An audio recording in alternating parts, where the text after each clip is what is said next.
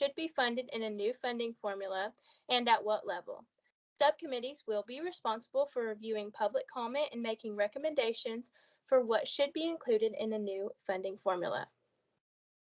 While all committees, subcommittees, and members of the public should feel free to communicate openly, documents and records may be subject to public inspection to the Tennessee Public Records Act and may be publicly posted or otherwise made available.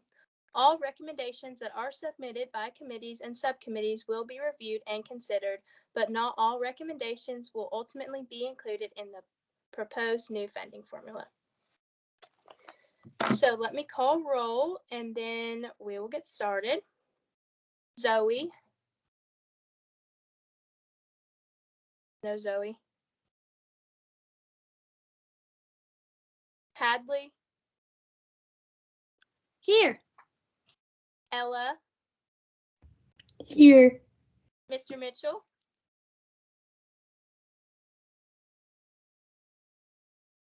Here. Monty. Kevin. Here. Tedabia.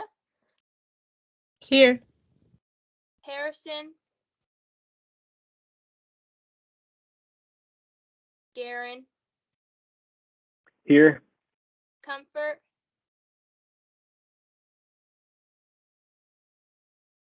Haley. Here. And Callie. Here.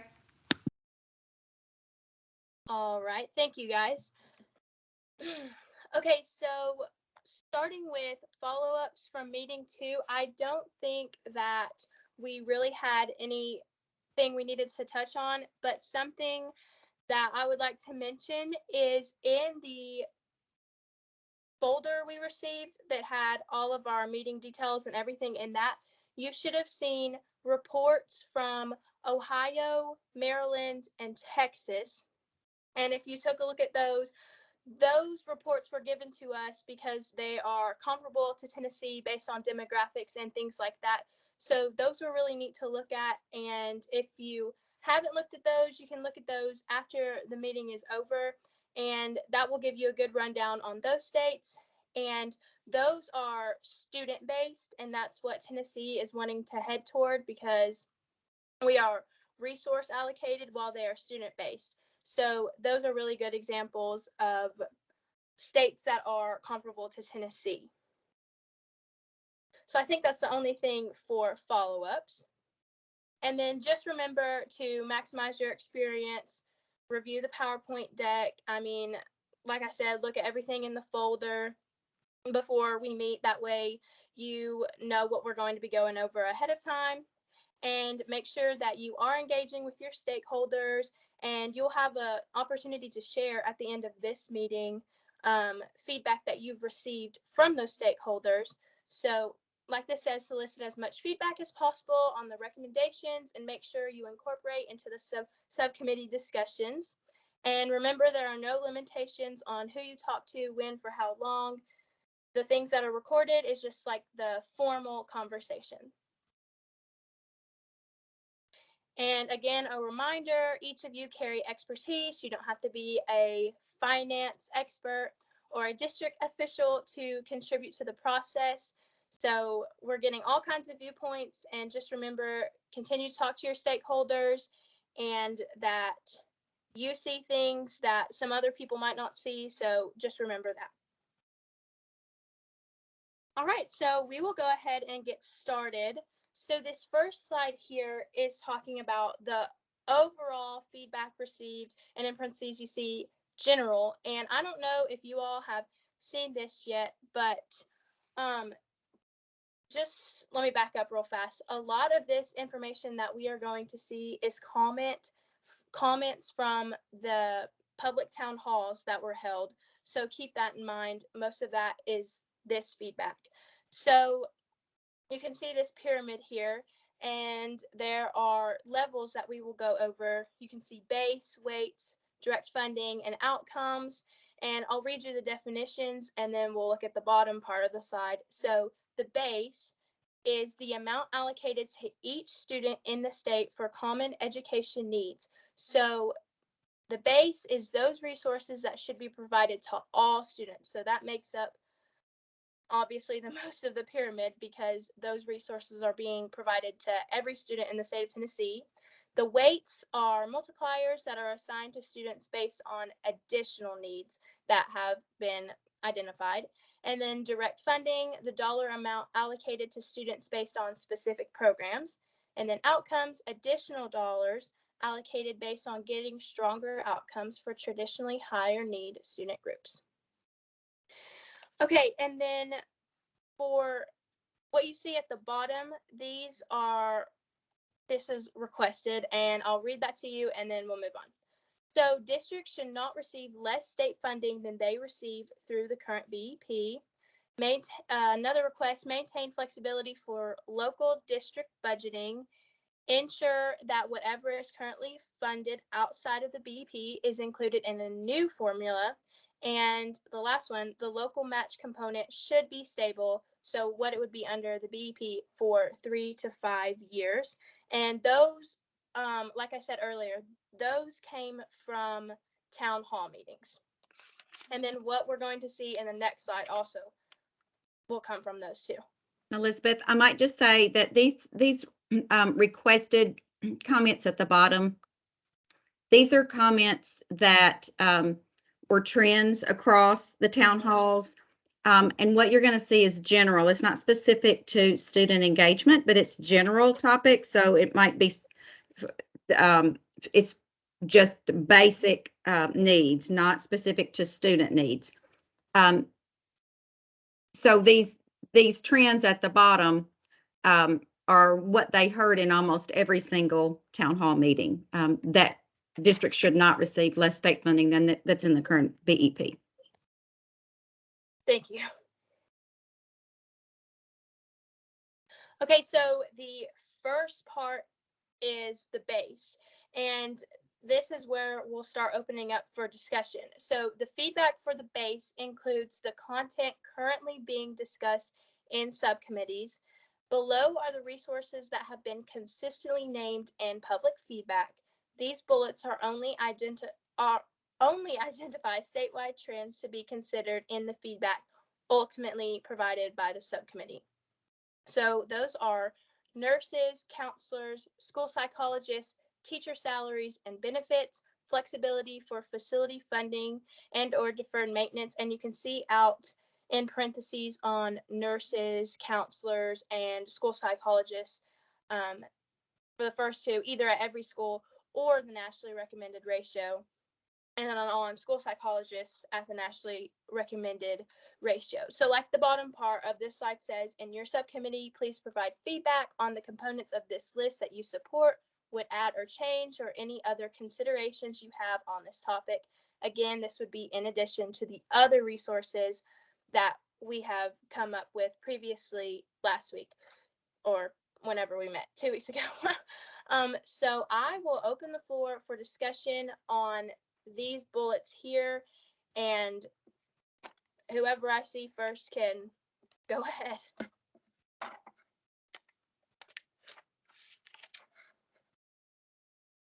So the ask is just to provide feedback on the components of this list that you support.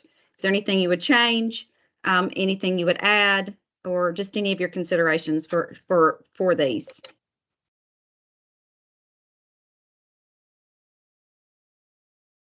Go ahead, Hadley.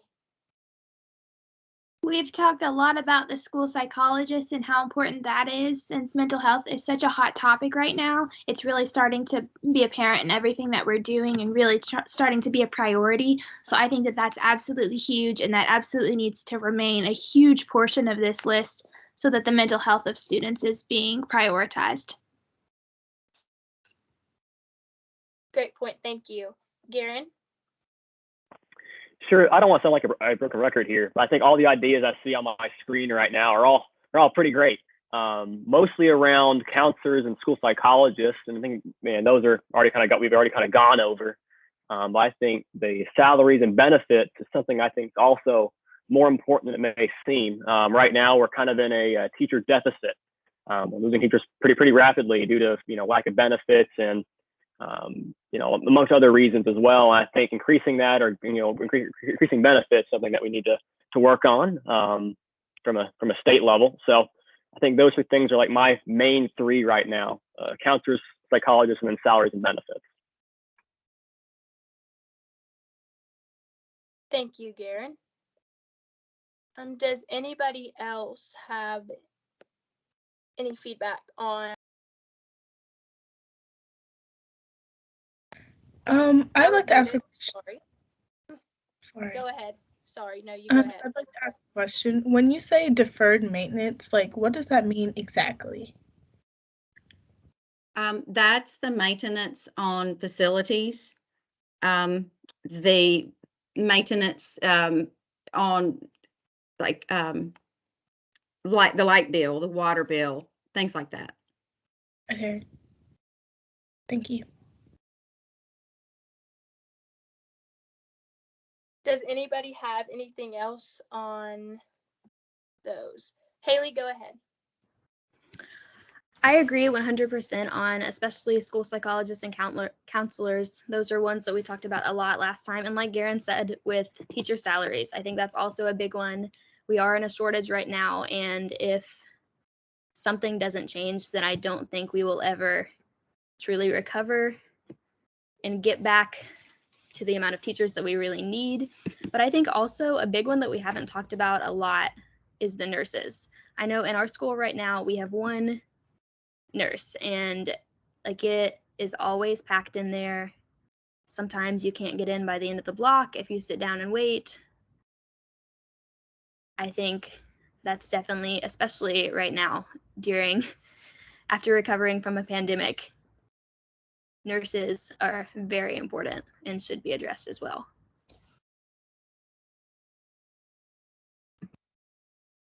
I definitely agree with that one. I would like to add to that. We did touch on, talked a lot about school psychologists and counselors in our last meeting, but yeah, we didn't really talk about nurses because we're having the same issue. We have one nurse in a school of 1,000 kids, and sometimes there's a whole line out the door just waiting on the nurse. So I think that personally, my opinion would be have a ratio, maybe more than one if there's a certain amount of kids in the school building. So great point. Thank you so much. Garen, you can go ahead. Awesome. I mean, you kind of touched on what I was going to say here. It says on there, at either school or the nationally recommended ratio. And I think for everything on here, we need to go with the national ratio because let's be honest, counselors as well. I mean, this is the data I know. I don't know the exact ratio nationally for students and nurses, but I know for counselors, we're underneath our goal right now. So having just one, I think, is a misnomer. We need to have that right ratio so we aren't really falling behind. But yeah, just add on to your point there. Absolutely. Thank you so much. Ella, I see your hand. So kind of just to reiterate what everyone else has said, definitely the psychologists and school counselors, I think there's such a need for that. And then I know we briefly went over the maintenance. I'm not sure if this falls under this category, but I know that especially in high schoolers, teenagers aren't always the most organized or clean, and so the janitors have a lot to do around the school. And so again, if this falls under that category, a ratio for janitors in the school, because everything I've ever read has said how much students learn better in a clean environment. So just keeping our buildings nice, up to date, and very clean. Great point there. Hadley, you can go ahead. Okay, so I have a bit of a question about the deferred maintenance. So with the examples of like the light bills and the electric bills and the water bills and all those things don't change. I feel like I'm wording this wrong. Those things don't change. So how does the funding for that change if we say, hey, the water bill's not, because obviously it's going to stay a priority. So how does that change based on how we rank it? Is it just a, hey, this goes to the top of our minds, or I'd like some clarification there, if that makes sense. I'm not real sure how it changes. Notice that it says flexibility. I'm not sure exactly what the superintendents mean by flexibility. I'm positive some of these comments came directly from superintendents and directors who every month those bills are going to be there every single month, and so that's why they wanted some flexibility. There's probably already some flexibility. I could find out. I could add that to our list of questions that we'd like to know for next time. So that's a great question.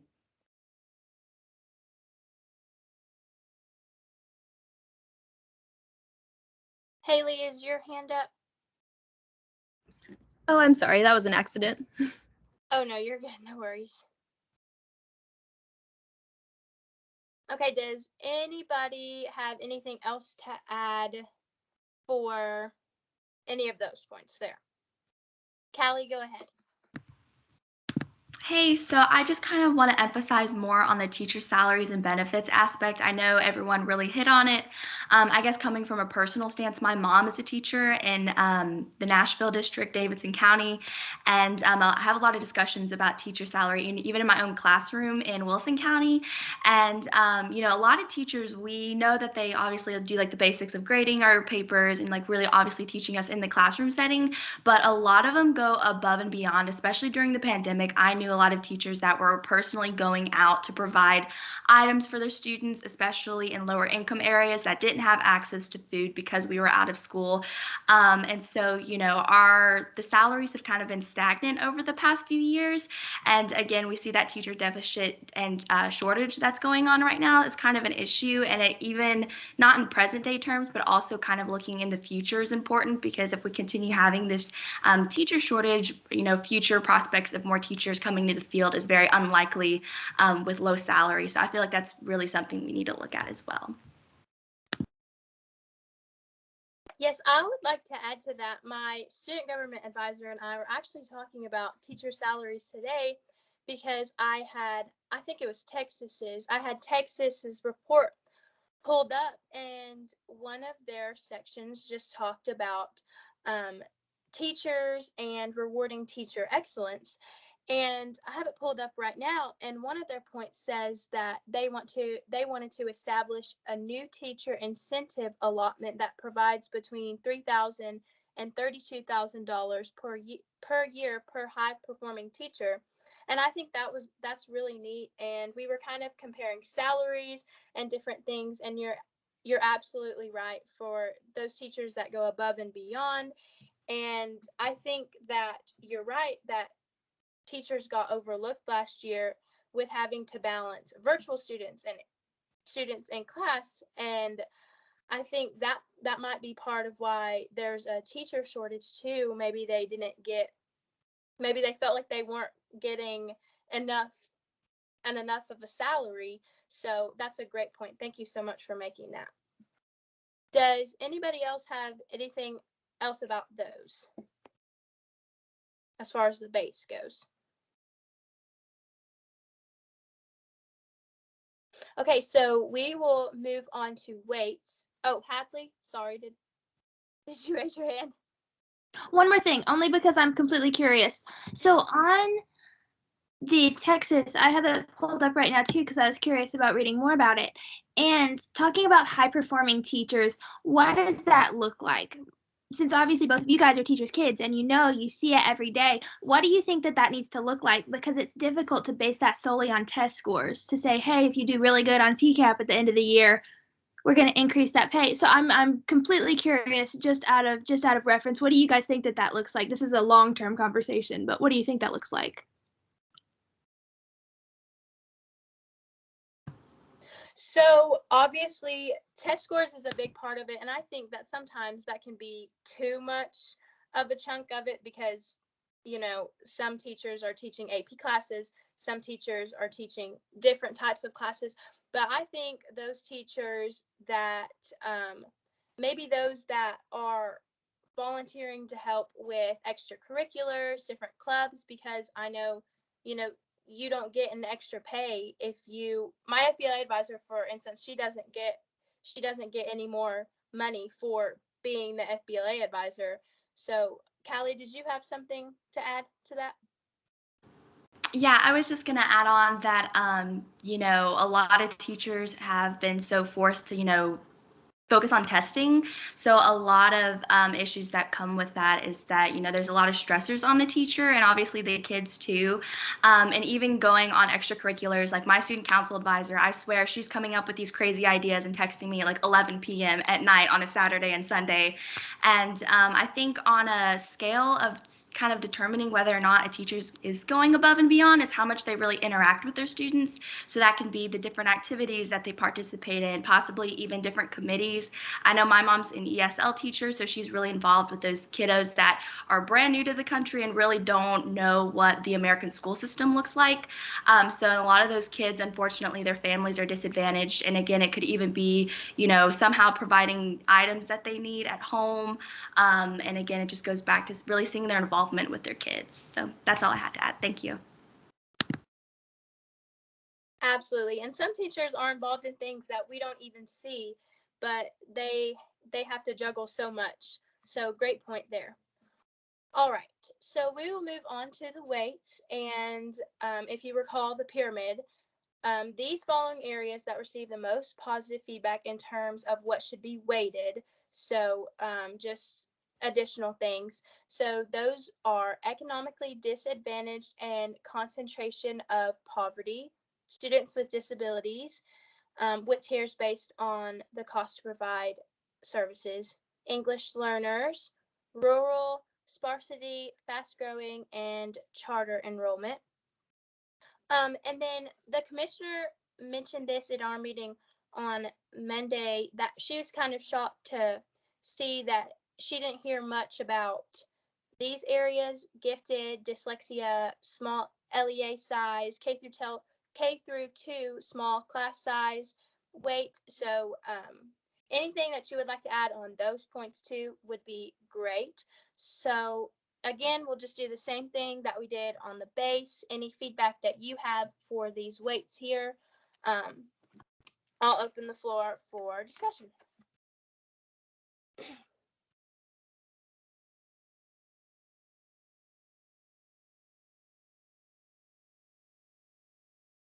Tedabia? Hi. So I'd like to speak about students with disabilities really quick. So I think my school personally does really well with students with disabilities. We have a great program, Best Buddies and all that stuff. However, not only do they have this program, but they have opportunities for these disabled students to work-based learning, stuff like that. But for example, they open their own cafe and they're actively bringing back money for their own organization, for that for the students, by giving them active jobs and active things to do in a classroom setting, which is super important because the last kind of school I went to, it's like they kind of almost cast them aside or had them be in the classroom, but it was hard for them to learn properly. So I think that's really important. Really just not kind of categorizing them and putting them in one category, but letting them have more potential. And yeah. That's a really good example, Tedabia. The subcommittee's ultimate goal is to come up with the must-haves, should-haves, and then the long shot. So if you, I'm really glad that you said that, to give special education students additional opportunities. Where would you settle that? In that ultimate goal of recommendations for funding, would you settle that recommendation in the must-haves, the should-haves, or the long shots? There's one more in there. What is it? I always forget. Nice to have. Nice to have. Yeah. So where would you put that? That's a great example of what you all will start doing over in January, is categorizing some of these. Personally, I would put it in the must-haves because I've seen so many students having a disability, it shouldn't be a hindrance to what you can do in the workforce or what you can do in life. And too often we just see people like kind of cast them aside, like, oh, So it is super, super important that we invest into these students in order for them to properly go into the real world and kind of, like, I don't know how to put this, but too often there's the stigma that like they're, I don't like, not even less of a person, but just like because of this disability, they're automatically looked down upon. So we really need to invest in these students.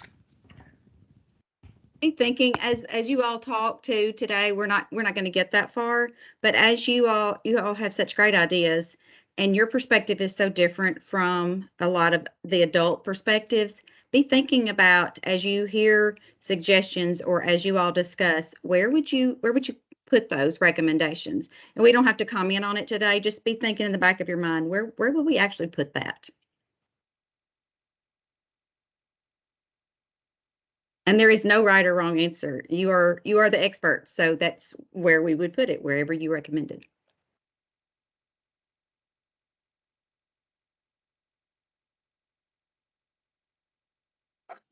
Is there anything that you guys would like to add to these weights?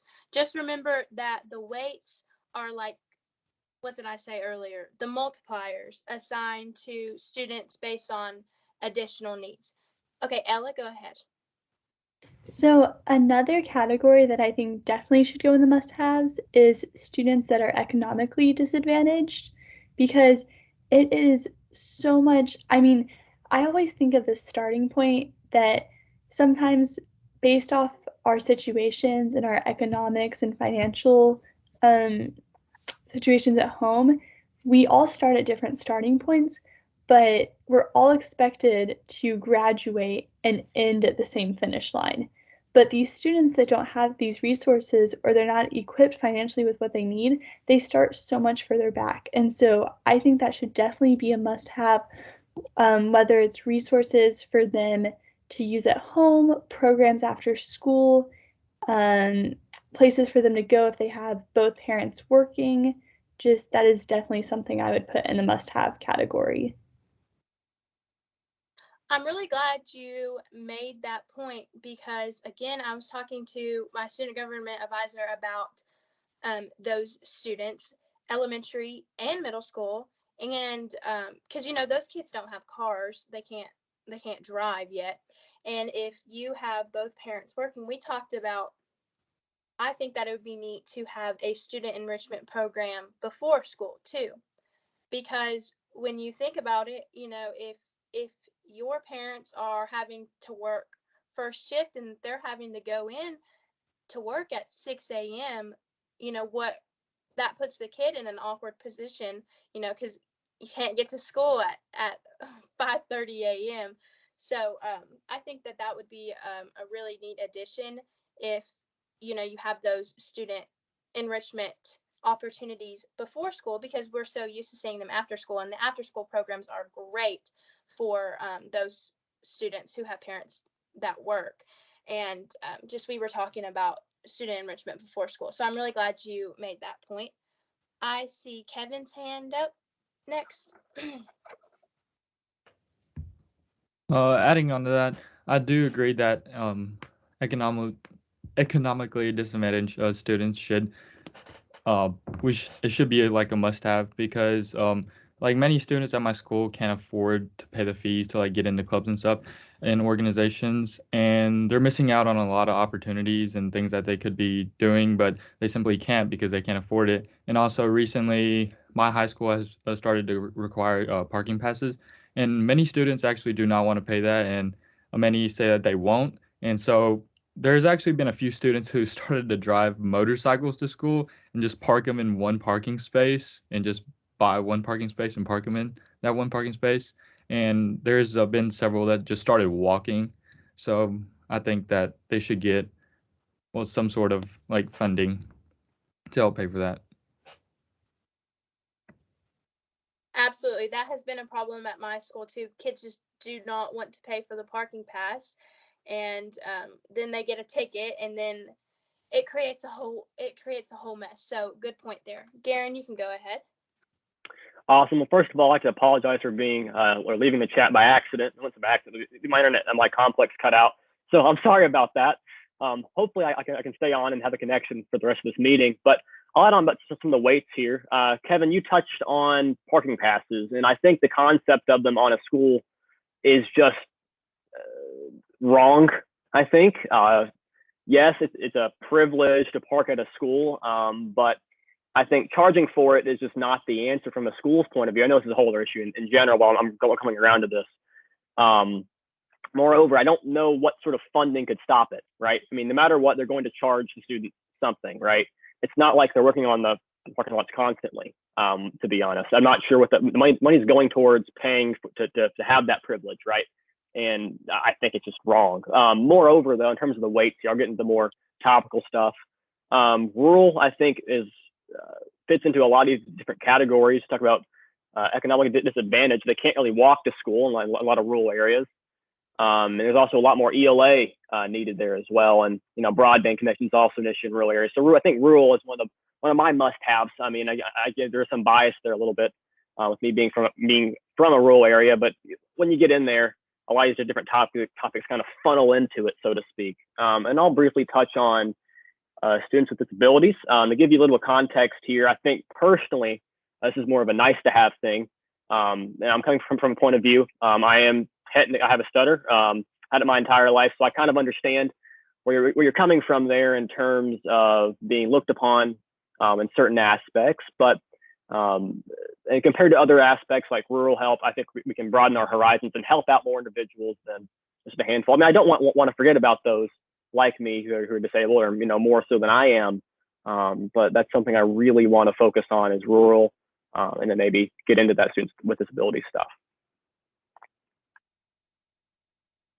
Thank you, Garen. And when you were saying that, I also want to touch on English learners. I know I personally have made a very good friend with a foreign exchange student this year, and she's from Germany, and she has become one of my very best friends.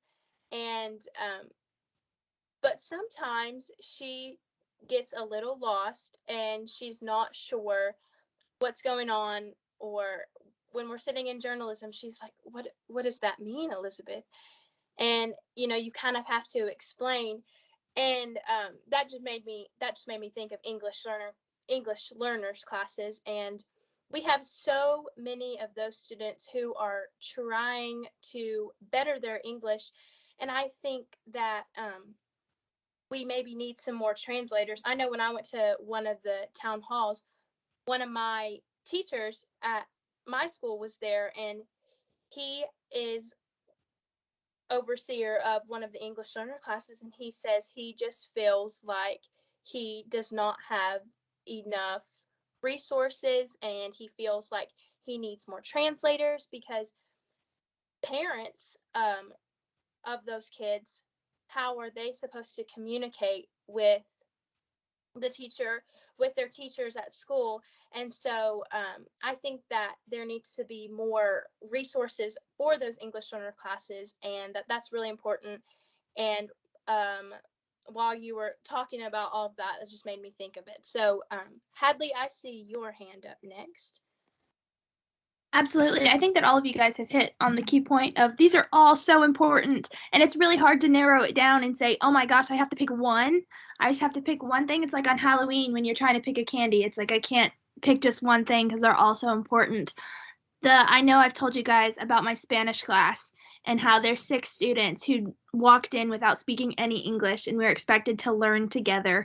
That's so difficult. It's been 3 months and it's still very difficult on a daily basis just trying to get by. So seeing that from a student perspective every day is huge. So absolutely, I second everything that everyone has said about the English learners. Since Governor Lee has put such an emphasis on rural development, I think that that's also huge for us to focus on. A lot of Tennessee is rural. There's a whole lot going on in a whole lot of different places. Sumner County, where I live, is a lot different from Van Buren County. Just few hours away, they're all so different. So I think that that's huge to understand those differences and to utilize them so that everyone can learn successfully. So once again, very difficult to pick a single one, but those are two that I agree are huge things. Absolutely great points, Hadley. Kevin, you can go ahead.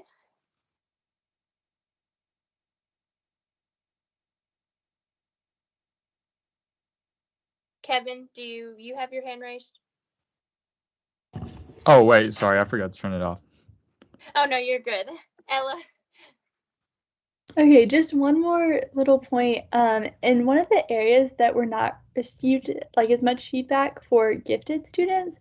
So growing up I was placed in a gifted program for elementary and middle school, and while I think the program was valuable in certain aspects, I think the best thing that we can do for gifted students is just provide them with more opportunities. I don't know if always being separated from classmates and missing recess time to go and learn about things grade levels above was always the best, but I think just giving those students, whether it's extracurriculars or reading challenges or just whatever we can do to keep students engaged, because I think the worst thing for a gifted student is for them to be bored. So just a little feedback in the area that didn't receive as much. Well, especially in elementary school, too, those kids do not want to be bored and they do not want to be separated. We actually talked about that in one of my classes today. We talked about gifted students. I had several friends whose parents did not want to get them tested for the gifted program because they did not want them to miss interaction. And I'm really glad you made that point. And I think that there needs to be different types and better types of opportunities for those students instead of just being detached. And maybe sometimes they feel pressured that they're put on another pedestal. So I'm really glad you made that point. Callie?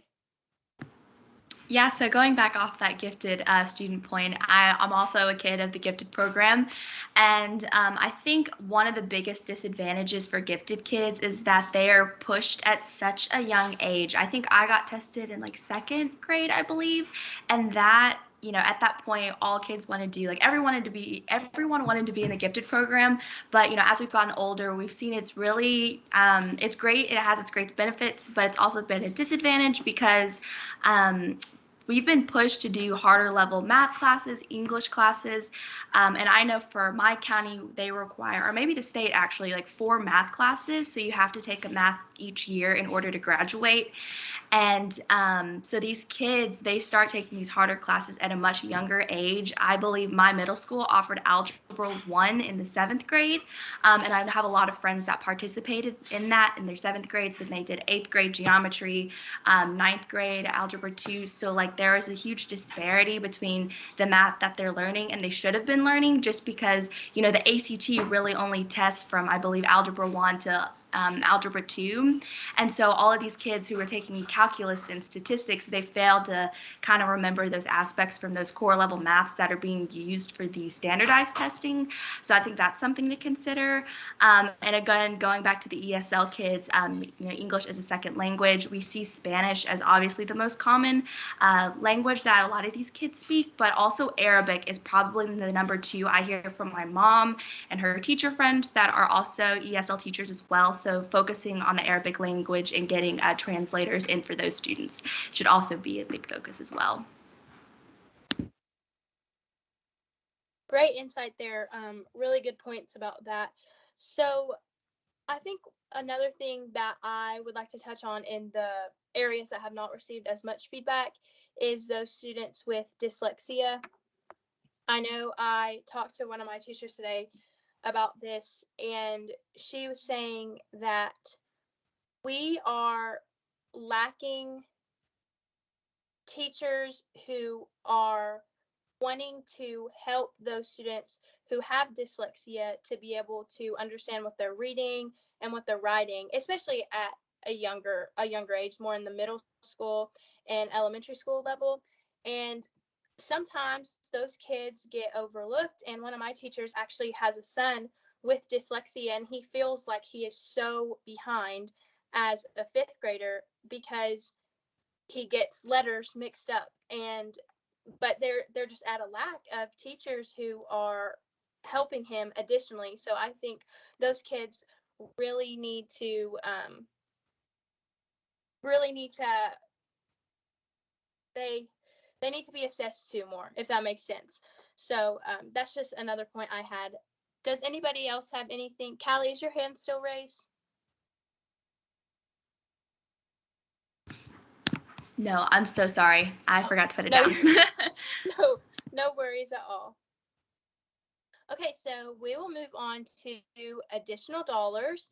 And so again, the same process here. So the additional can be considered for additional funding. These are financial literacy, middle school CTE, innovative high school models, extended school year RTI, and high dosage tutoring. And then there are some examples of existing funding that would be applied to this category down here: ACT retake, 4 dual credit courses, and summer programming. So this section would be for areas that are not funded for all students and are not included in a weight. So just keep those thoughts in mind as we discuss additional dollars. So I'll go ahead and open the floor if anybody. Hadley?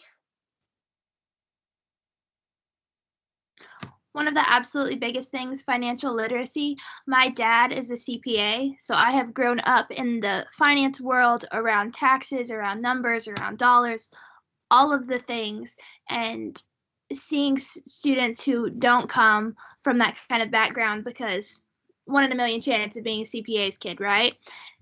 And thinking about what a disadvantage that is, because money surrounds us in everything that we do. So that is absolutely critical to success, not only when you're starting to think about college, not only when you get a job in high school, not only when you're starting to put dollars in your piggy bank to understand where that goes to and how that functions from the very youngest age. I think that's absolutely huge and so imperative for students to be financially literate. And then second, the middle school CTE. I think that there's so many opportunities for CTE in middle school to expand, and not as much at the high school level where you say you're choosing a career path, but having the opportunity to explore a variety of career paths where you're learning a bunch of different types of skills and you're learning an overview in middle school to where you're not choosing just yet, but you're not so overwhelmed when you get to high school and you have all these options of things that you get to pick. So that is absolutely something else that I think is very critical. Not choosing, but giving the opportunity to see. That's all I've got to say because those two things are so important. Hadley, that is actually one of the things that I am most passionate about too, is in high school, I think I've said this previously, but in high school, students can feel so pressured to go ahead and already have, it seems like, their whole life mapped out and what career they want to go into, and that's hard to know as a high school student. And I personally did not get to join FBLA in middle school because my middle school didn't offer it. And meanwhile, my brother was in FBLA doing all these cool things, and I was like, well, I wish my middle school offered that. So I think that's super important. And like you said, just to be able to explore, that is one thing that I added to our list in our last meeting when we were brainstorming, is career exploration in middle school, because students need to be able to look at a variety of different careers and say, hey, that seems interesting, but that also seems interesting. Let's explore both. And then when you're in high school, you can have a better idea of maybe what you want to do. So I really appreciate you making that point. And then the financial literacy point is also super important to me too. And I know that at one of the town halls, somebody says that financial literacy classes, those are addressing next generation jobs.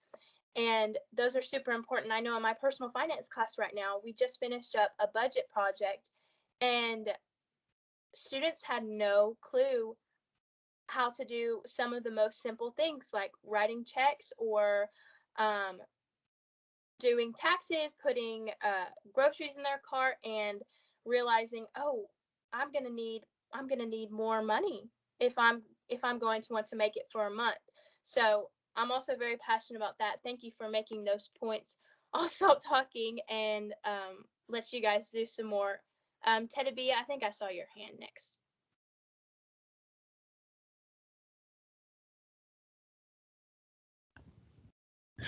Okay. So like you guys said, middle school CTE, super important to ingrain in our middle schools because, you know, like she said, it's not necessarily finding a career path, but exploring. And it's just that I feel like middle school students, it's like all they do is go to school. Maybe they have some extracurriculars, which is a sport. They don't really have anything. Like personally, I have a younger brother. He goes to school, plays basketball, comes back home. He doesn't have any extracurricular that is kind of something for him mentally that's an extracurricular other than school, something that he can engage in, something he can have fun in and learn. So that's really, really important. I wanted to talk about high dosage tutoring because tutoring is so important. I used to really have trouble kind of like understanding how a certain teacher taught, and so I had a peer constantly just speak to me about the subject and tutor me, and I was able to really do well in the class. And I think that is so important, having peer tutors. Or our school started having this program where our high school students, were being paid almost like a job, which it is a job, to tutor our middle school students.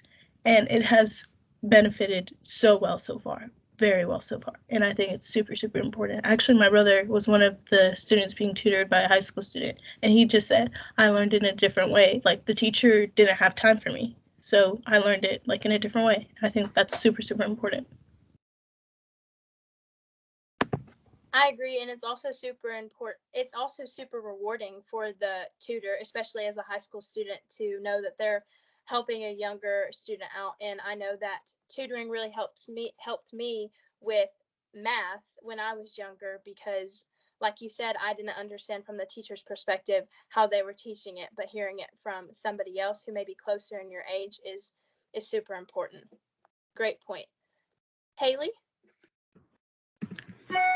Yes. So one thing I wanted to talk about, I know you guys have already talked some about career and technical education, but at the town hall that I attended, one thing that they brought up a lot was that not all students are college bound.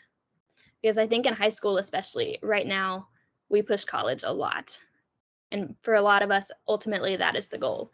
But in career and technical education, that is what prepares students for a career in anything. It prepares you it gives you those skills that will follow you through a trade school, through college, or even straight into the workforce, like those public speaking and career skills that are so vital. So I think by introducing that to a lot more middle schools would further expand and just help people get a head start on that as well. And then another thing, like T was talking about with tutoring, I think that is so important. And it is also often monopolized because so often tutoring is expensive. Like even I know a lot of kids at my school that tutor and do it for money. So even like from students in school, it can be expensive. It can be up to $15 an hour. And for students who need that, that can be a lot. And one thing actually that I'm in a math club at my school, and one thing that we do is we provide free math tutoring before school and after school on Tuesdays and Thursdays. And so and I did that today is why it's on my mind actually, because I was tutoring this afternoon. And seeing the difference that it has made has been phenomenal because so many of these kids, if it wasn't for having this resource, they would not have access to a tutor. So just providing some sort of resource like that to other students that we can do free of charge or just extra resources, I think would be very necessary. Thank you so much for making those points. Does anybody have anything else to add for those? All right, moving on to the outcomes. So same concept here. The following are the areas that receive the most positive feedback in terms of what may be considered for outcomes. Early post-secondary opportunities, completions, earning dual credit or dual enrollment credits for all students or only for economically disadvantaged students, students with disabilities, and English learners. AP course completion and or passing, same thing as above. Earning industry certificates or certification, work-based learning completion metric, closing the achievement gap, reading proficiency, and differentiated compensation support. So again, I'll open the floor for conversation on these outcomes here. Hadley, go ahead. On the earning industry certificates or certifications, I think that that's super important. One big thing, so for my DECA project this year, we're focusing on CTE and CTE awareness specifically at our high school. And one of the things that we're trying to improve on is CTE concentrators. And now a CTE concentrator is someone that takes 3 or more courses on one career and technical education pathway. And in our state, only 37% of students are CTE concentrators. So they might dabble in a CTE here or there, but only 37% of people are taking 3 or more courses on one track. So I think that that can go along with earning industry certification is increasing that percentage of CTE concentrators so that you know they're not just dabbling and taking a single class, but really getting the professional skills necessary once you've taken consecutive courses. So just something to add to that one. I love that. Thank you so much for sharing. Does anybody have anything to add onto that or on any of the other bullet points here? Tedabia?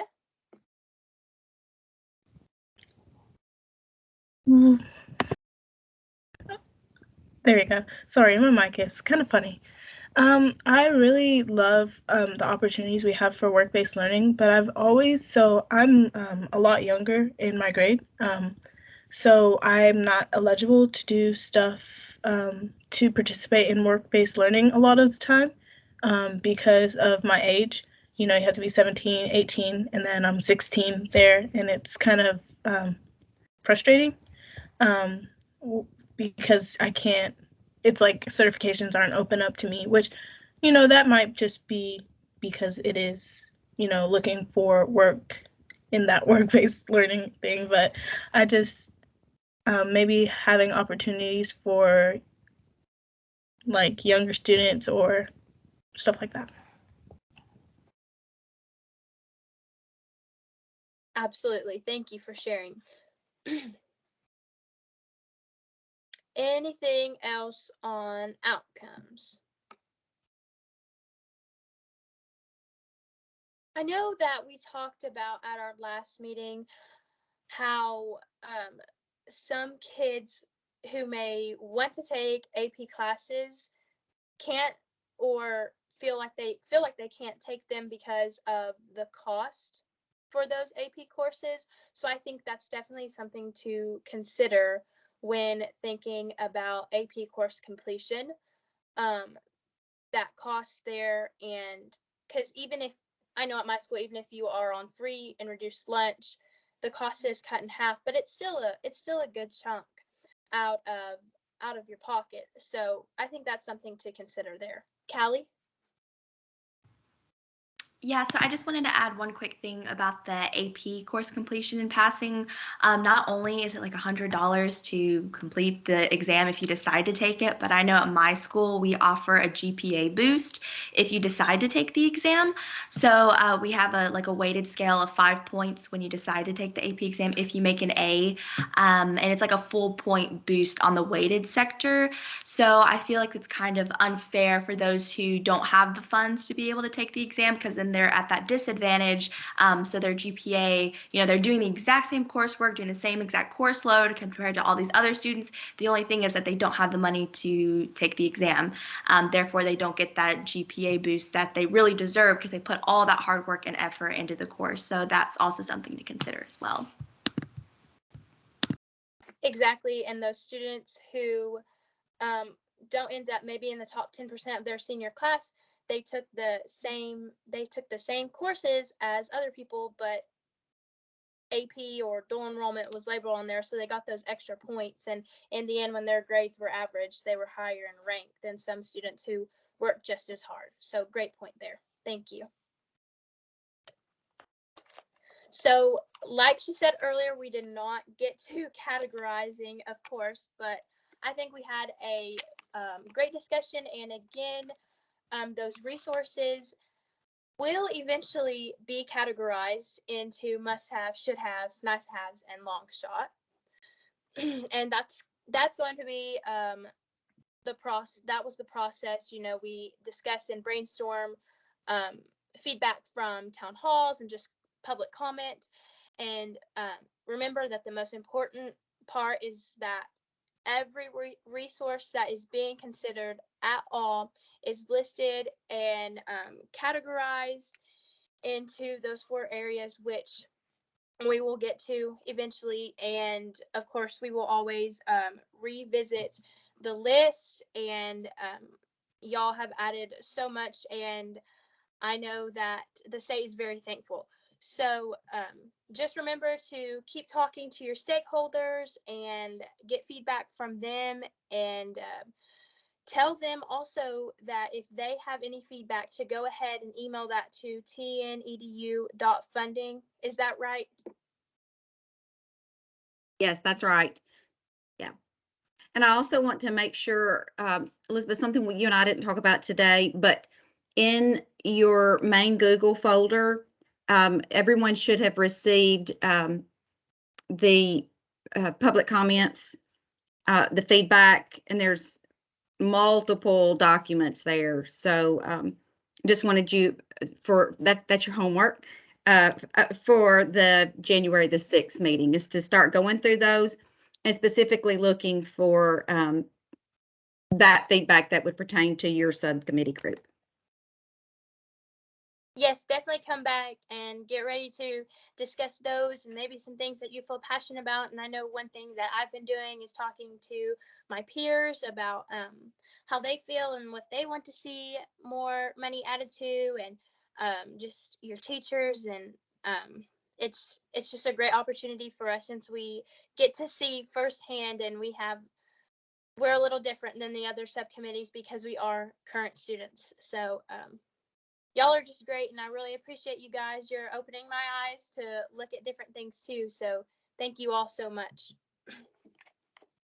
You all, this is the end of our session. I will send Elizabeth the recommendations and the comments that you made tonight for her approval, and then I'll send that on to TNEDU, and it will be posted in your Google folder for you to see and for the public to see as well. And we will see you in January. Have a nice break, everyone. Bye, guys. Happy holidays.